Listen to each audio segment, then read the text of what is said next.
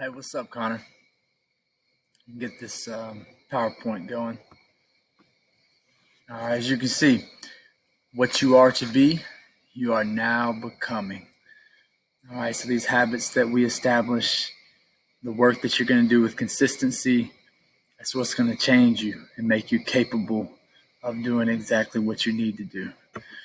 All right, here's the layout. You can see mental training is always overarching. And then you have the consistency. So we've got to be consistent as far as the things that we do in order to build the aerobic engine, strengthen the chassis, and of course, rev the engine in order to become capable of running those faster paces. All right, mental training, and I'm not going to hit on anything too in depth, but you can see here, hey, your brain is connected to your entire body through the nervous system. So whatever you tell yourself, that's what every fiber of your being is going to buy into. So you have to be very careful with the internal conversations that you have with yourself. They're critical. And as you'll learn, they've got to be positive. So when you're fatigued, when you're tired, the message has got to continue to be positive. And even at times, you've got to learn to command the body through the mind. Never give in to negative thoughts or languages like I can't and that type of stuff, which I have a feeling you know these types of things. All right. Now, these are the tenets that allow us to become a master of our own mind, how to develop mental toughness. I used to think that, you just grew up a certain way, and if you were in the right type of environment, you had the right type of things that happened to you through these experiences, you became tough, and some people just grew up soft and they were just going to be soft. But I've learned that through practicing these 9 tenets, anybody, I don't care what their upbringing was, can learn to control their mind and can become extremely mentally tough. So it's just a bottom line of, hey, being a self-motivated, self-directed person. So even someone that doesn't have discipline, they can start out by just making their bed every morning, making themselves eat vegetables every meal, making themselves do different things that are good for them until they become a highly motivated, highly self-directed person.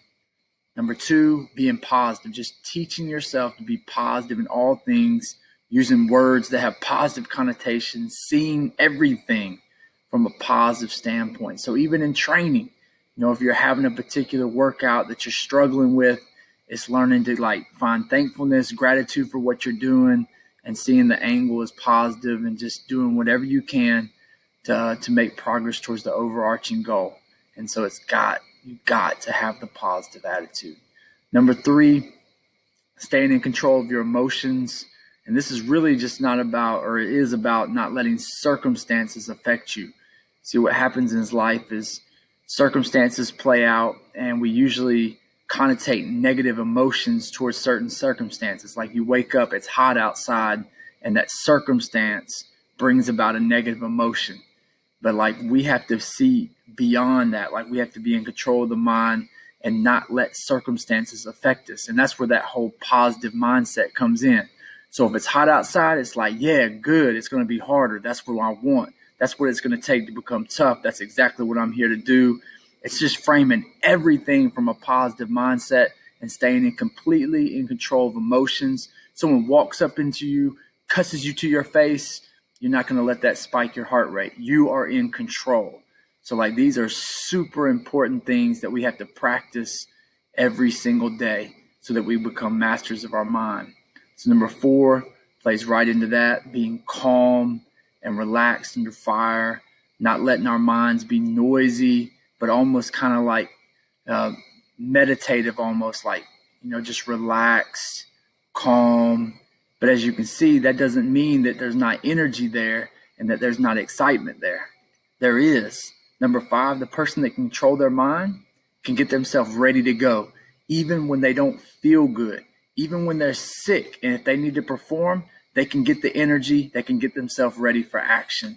And that, I find that so important. And my best athletes that, I've had, they've always been able to do that. And oftentimes when they don't feel good, they end up performing their best. And a lot of that has to do with just that whole 40% rule. And then when we don't feel good, just the amount of mental energy we put towards, focus we put towards trying to perform. And it's amazing how we can produce our best performances when we do not feel good. The determination, like just thinking about it and being intent about it, getting into a workout and basically saying, hey, I don't care how bad it hurts. I'm going to make myself run this pace for this amount of time. No excuses. I can do it. And just sheer determination and making ourselves do things. When we get in there with that type of grit and determination, we tend to amaze ourselves. So we've got to bring determination into everything that we do. Mentally alert and focused. We can't be the type of people that get into a workout, let our minds drift. Like we got to be people that can stay completely 100% focused for long periods of time. Bruce Lee talked about it like laser type focus. And that's what he said it took to become great at what he does. But that's what it takes to be great at anything.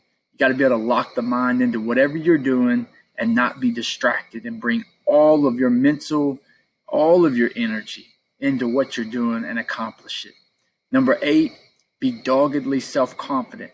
You got to have that type of confidence where you believe in yourself that you can do absolutely anything, but it needs to be a silent confidence. It can't be an arrogance.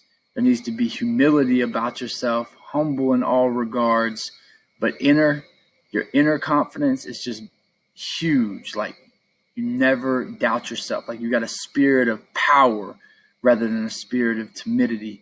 And that's what God says he gave us. That's what Paul told Timothy. And then finally, being fully responsible. We take complete ownership of any and everything.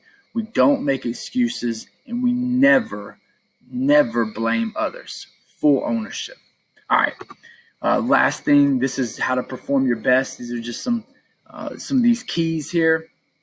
You're coming into a workout or a training session. It may not be running. It could be anything. Number 1, there's got to be a calm mind. Calm mind. Then you have to learn to be comfortable being uncomfortable, and that has everything to do with those personal conversations that you have with yourself. Learning to tell yourself, I'm fine, I'm good. Using other things like, I'm strong. Developing courage within the work and whatever it is that you're doing.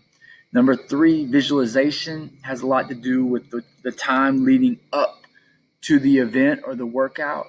And it's just playing it out and seeing yourself, basically executing ideally. See yourself getting out into the pace, feeling strong, enduring the pace. See yourself speeding up at the end of the workout or whatever the training session is. See yourself accomplishing the workout perfectly and then doing it over and over and over again. But making sure that you feel the pain in the visualization and you see yourself dealing with the pain and working through it. Number 4, embracing the hard, taking on the mentality that, hey, if I'm going to be a diamond, I got to get cut. Gold is refined by fire. Like the only way to become what I want to become is to go through and do hard things. So I love them. I love pressure. Pressure is privilege. I get myself excited and I completely embrace everything about the hard things. And then number 5, in learning to just endure pace. Get into the pace that I'm supposed to be at, find comfort in that discomfort, and then making myself speed up at the end. And that comes from some technique, but that's mine. That's like the energy is there, but I got to get the knees up, drive them, pump the arms faster, and just make myself go. We use a little thing called fast, faster, fastest that kind of helps us in those final 500 meters or so of a race or a workout. All right. Now coming to consistency. These are some things we had talked about, but I'll just reiterate them here since this is recorded and you can skip over things or re-listen to things as you need to. We're going to use this pattern here. Those 2 easier days in between the harder days will definitely allow you to recover, help you take care of your body as far as the muscles, the tendons, and the ligaments. So that'll be a good pattern of training. We need something that's sustainable, but also something that your body can recover from. Because if there's no recovery, there is no adaptation, and then almost certainly there's going to be injury. And you can't get better if you're hurt or injured. Periodization, as I mentioned earlier today, is not something that we're really going to have to worry about. Don't have enough time to worry about it with 2 months. Then you just have that cycle. The workout is a certain degree of stress.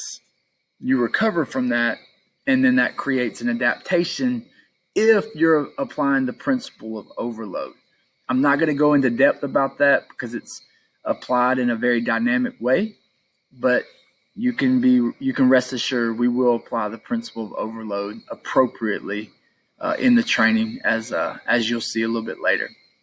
Adaptation takes 21 to 28 days to be complete.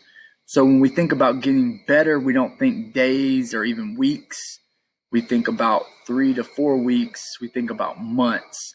And as long as we are training with appropriate volume, intensity, with consistency, then our bodies will change in that period of time. Then these words down here, they're very meaningful as far as getting better. So we want to think upon those and make sure that we are bringing those into what we do. And I know we've talked about that, so I won't reiterate. All right, building the aerobic engine. We've got to gradually build your running volume.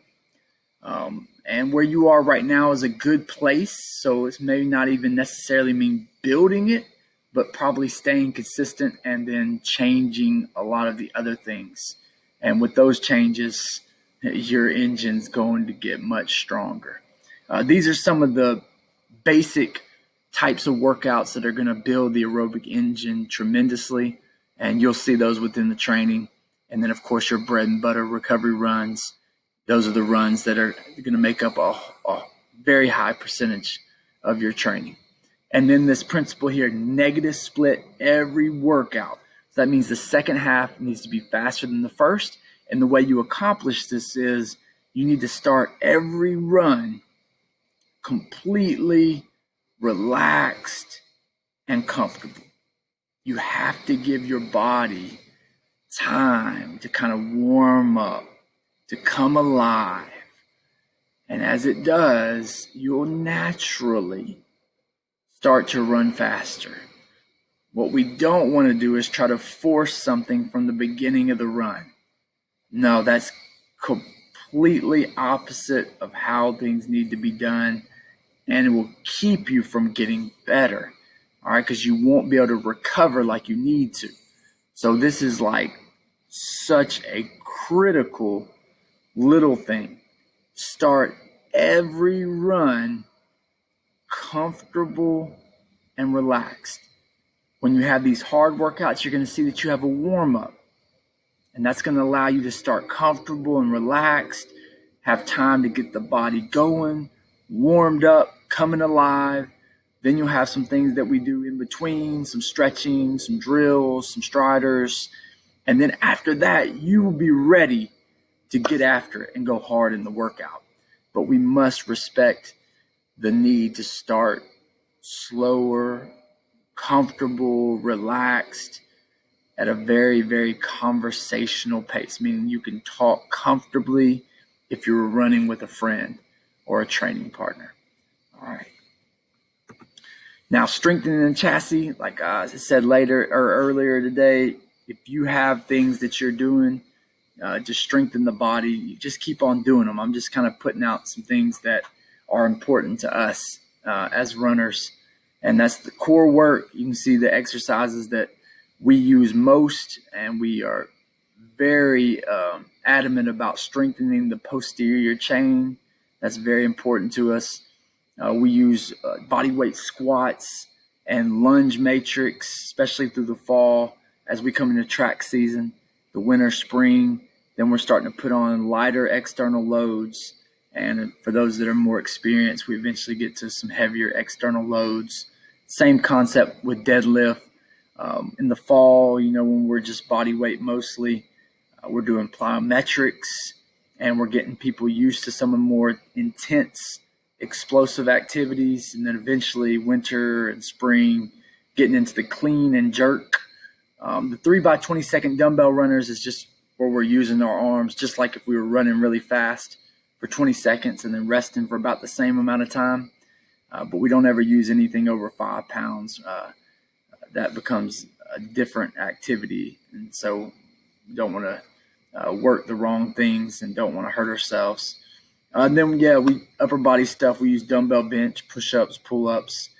And the hurdle mobility drill is obviously more about mobility, but that's not really something that we'll get into. I just put it there just in case you were already familiar with it and wanted to bring it in there, then you could. But there's no need to learn it and try to incorporate it at this point. All right, revving the engine most days. There are definitely hard running sessions that will do this in a very stressful way, but that's not really what we're talking about here. We're talking about moving our feet fast in shorter bouts or durations almost every day. And this is critical for the anaerobic energy system, but also just priming the body to be used to turning the legs over fast. So this plays like when we have this consistent dose, almost daily, and we think about the effect that it has from like month to month to month, is huge in terms of people developing aerobic speed and being able to get comfortable running fast and being uncomfortable. So we'll use this fartlek that you see here at the end of recovery runs. We'll use these shorter hill sprints, and I write 8 seconds, and that's because what we're really looking for is 7 or 8 seconds. But usually if you count in your head 8, 9, 10 seconds, it really ends up being 2 or 3 seconds less. But it's straight up anaerobic is what we're going for there. Then we use these striders on the guys. We use 4 to 4:30 per mile pace, but oftentimes they end up being even faster than that. So 4 to 4:30 would be a good range for you to step in. And then speed ladder. Even if you don't have a ladder, we're just talking about doing agility drills, moving our feet fast in a very coordinated way, improving our athleticism too.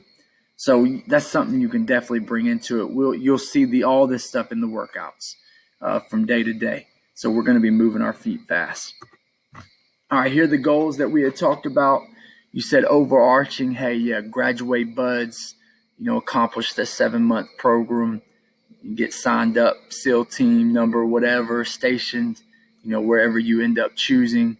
And then as far as like the running specific, we're going to crush that 4-mile timed run, 6:30 per mile pace or faster for sure. All right, let me pull up the first cycle of training and we'll go over that.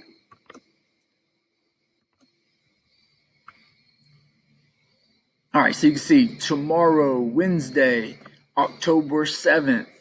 And I'm going to let you, as far as core work, I'm going to let you kind of control that because we got with this 2-month period here, it's probably better that you just continue doing what you're doing. The only thing that I need to really suggest and that you really need to follow is that your strength work needs to be on the same day as your hard and long workouts. If you put those strength days on easy run days or easy workout days, it's going to mess up your recovery pattern. And it's going to be really hard to get to the hard days and need to run like you need to get better. So like easy days are good for the core work, the mobility type stuff, the moving the feet fast. The hard days, we're going hard in the running. And those are days where you can do the strength work and go hard, strengthening your body as well. All right, so let's look at it. Wednesday, core work, 3 to 5 mile run. I put the range there just to kind of let you kind of ease into this thing and make decisions on a daily basis. But what I tell the guys sometimes when I give them decisions is don't make lazy decisions, make wise decisions. So don't choose 3 miles because you're being lazy or you can't discipline yourself to run 4 or 5. Choose 3 because that makes sense based on where you are in your development. All right, so I'll put that there. You can make the decision as far as where you are, but make it a wise decision.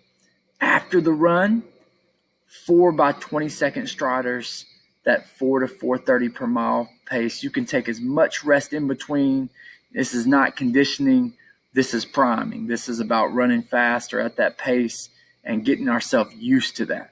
So make sure we focus on really good form and making sure we're running 4 to 4:30 per mile pace and not any slower. If you're sub 4, that's fine, but don't be any slower than 4:30 per mile pace. And then always finishing up with stretching. While we stretch, it allows the blood to continue to circulate, and that's a critical part of recovery. Now Thursday, right back into another recovery run, but the difference here is in the last mile, you're going to go into that fartlek.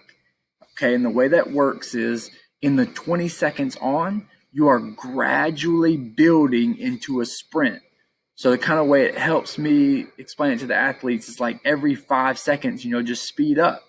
And by the time you get to the last 5 seconds, man, your knees are high, they're driving, your arms are pumping, and you are sprinting fast.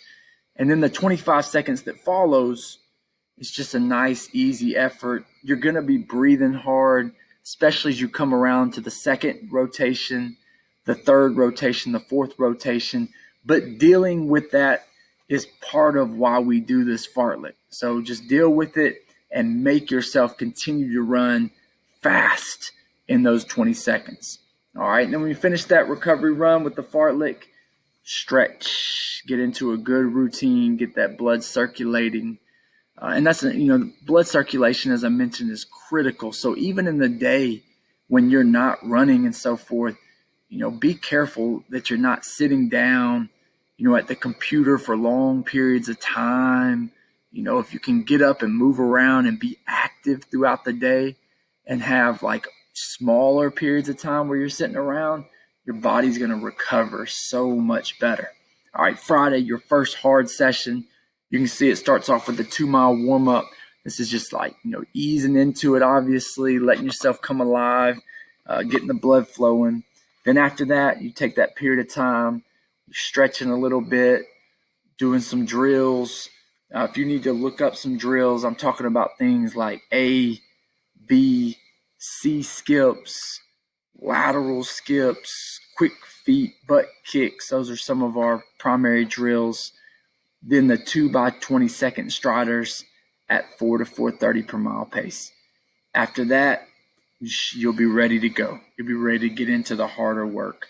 Now here with the 2 by mile at threshold pace, I gave you a range, but like the way you kind of need to gauge this is threshold pace is somewhere around this pace to where you can still talk a little bit, maybe short phrase, but you don't really feel comfortable enough to where you want to talk.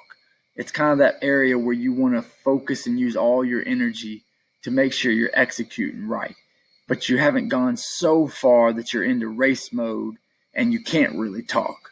All right, so it's a medium hard effort, about 70 to 80%. Most people probably 80%. So that should, for you, hit in that 6:30 to 7 range. Between the 2-mile repeats, rest for a minute 30 at the most, and then boom, hit that second one. And remember, we negative split everything. So if that first mile is 6:45, then that next mile needs to be 6:44 or faster. That second mile do not let it be slower than the first mile. We negative split everything. And then finally, after you finish the hard stuff, just get into a nice, easy cool down, just running for 2 miles, allowing the blood to circulate and flushing out some of that lactate that may have gotten built up that your body couldn't process because you were given such, hard effort. I can explain that process later. But yeah, run back through it and then finish up with some stretching. And then, like I said, if you're going to do your strength work, do it on this day, the day you do your hard runs. All right, then you see Saturday, easy, but it's kind of broken up a little bit different. After the core work, you have another 2-mile warm-up, help you kind of get your things going as far as blood flow, stretch drills, and then, 4 by 8 second hill sprints. You can take as much time in between as you want. That's not the focus here. And And then after you finish the hill sprints, now get into a 3-mile recovery run. But hey, you're loose. So on this run, it's not that you don't start out comfortable and relaxed. You should be able to get into a pace and be very consistent from the beginning of the run. But you still negative split. I mean, like even the warm-ups, you should negative split the warm-up. You should negative split the recovery run. If you're executing these runs right, then everything should be a negative split. Okay? That is critical for you learning how to execute these workouts and really kind of get the ABCs right in the foundation. Sunday, no running, but be active to promote the blood circulation. Or if you choose to do another type of workout, swimming or whatever, just keep things real low intensity. All right. And then Monday, we'll come back to our next hard session. And this is where you need to find a hill, something that can allow you to climb, run up for at least 30 seconds.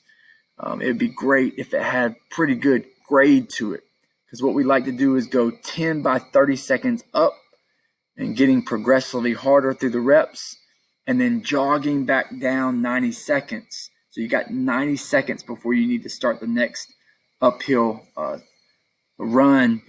And if you get to the bottom of the hill and it's, you still got 20 seconds of rest, feel free to continue to run down and then come back. Or if you want to stand there and rest, it's perfectly fine. But notice that it says reps 1 through 4. Think more like a medium effort. Reps 5, 6, and 7, medium hard.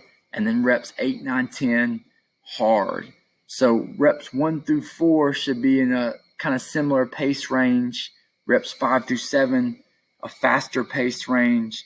And then reps 8, 9, 10, an even faster pace. So once again, we're negative splitting the workout and then finishing up with a longer cool down. Hill work is obviously stressful, but brings great returns as far as strength and building the aerobic engine. The long cool down will help you run blood back through those muscles and will help you expedite the recovery process. Then we're moving our feet fast with the agility drills.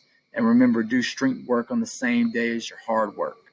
Then you can see over the next 2 days, the recovery runs kind of broken up with different patterns, but things that you're now very familiar with, as I've already explained.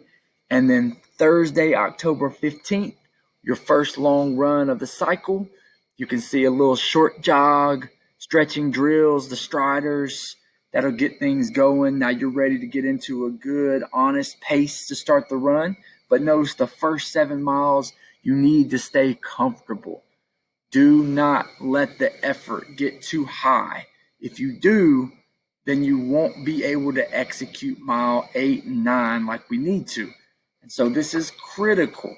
All right. It's not okay just to go out and run the distance. If we're going to get serious improvement, then we've got to have the intensity that we need. So in miles 8 and 9, we have specific goals. Is this going to be hard? Yes, but embrace the hard. Can you do it? Yes, you can do it. But this is what you're going to have to do. When you get to mile 8 and it's time to get down to 7 minute per mile pace, you got to change your body, meaning you got to get your knees up, start driving so you can change the pace. Make sure your arm cadence is creasing. And once you find the pace, then you are going to have to talk to yourself and tell yourself, I am fine. Like I'm feeling good. And like your breathing, you're going to have to get your breathing under control and just basically be able to normalize things and just make it happen.